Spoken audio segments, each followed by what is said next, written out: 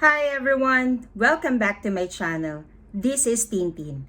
I've been working on the cruise ship for almost a decade, and one thing I've really enjoyed is meeting people from all over the world.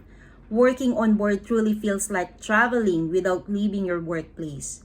And today, we're counting down the top 10 nationalities who love cruising with Royal Caribbean. You'll be surprised how diverse our guests are, and maybe you'll even spot your own country on the list. So grab your coffee or your favorite drink and let's set sail around the world through the people who make every cruise unforgettable. Number 10, Spain. Spain has some of the most passionate cruisers. Spaniards love family vacations and entertainment-packed ships. They're fun-loving, love to dance, especially when there's Latin music on deck, and are always the first to join pool parties and fiesta nights. Number 9, Indians. Indian guests are known for traveling in big family groups. They love exploring new destinations, enjoying the buffet, and always dress beautifully on formal nights.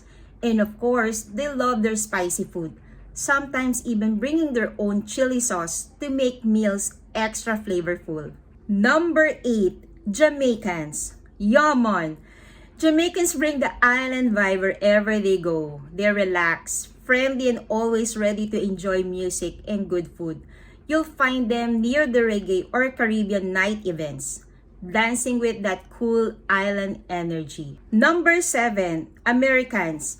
Royal Caribbean in a US-based cruise line, so naturally, a lot of American guests love sailing, especially from ports like Miami, Fort Lauderdale, and Galveston. They enjoy great service, activities, and all the shows on board, and they love celebrating special occasions like birthday and anniversaries at sea. Number 6, Filipinos. Filipinos might not always be the majority of passengers, but they're one of the most energetic group on board. Whether traveling as guests or working as crew, Filipinos bring joy, laughter, and positivity. And when they're karaoke night, you already know who's taking the mic.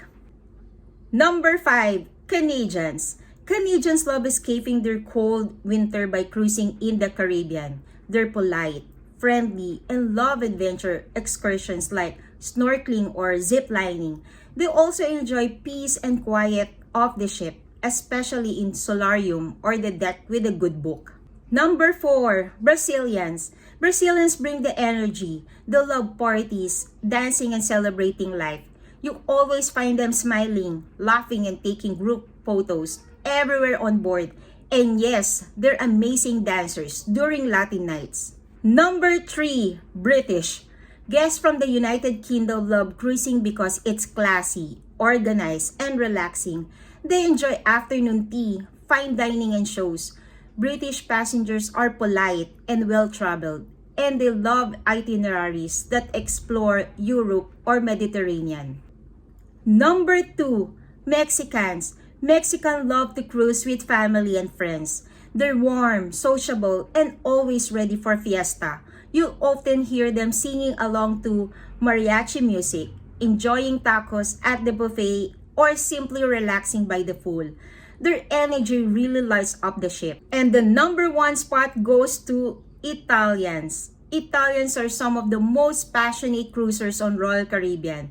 They love good food, great company, and exploring new destinations, especially Mediterranean routes. They dress well, enjoy elegant dinners, and of course love the espresso and pizza, no matter where they are in the world. So there you have it, the top 10 nationalities who cruise in Royal Caribbean. Every nationality brings something special on board, different cultures, flavors, and fun. And that's what makes life at sea so unforgettable. If you work or travel with any of these amazing guests, share your experience in the comments below. Don't forget to like, share, and subscribe for more cruise life stories. See you in the next video, and as always, keep cruising with a smile.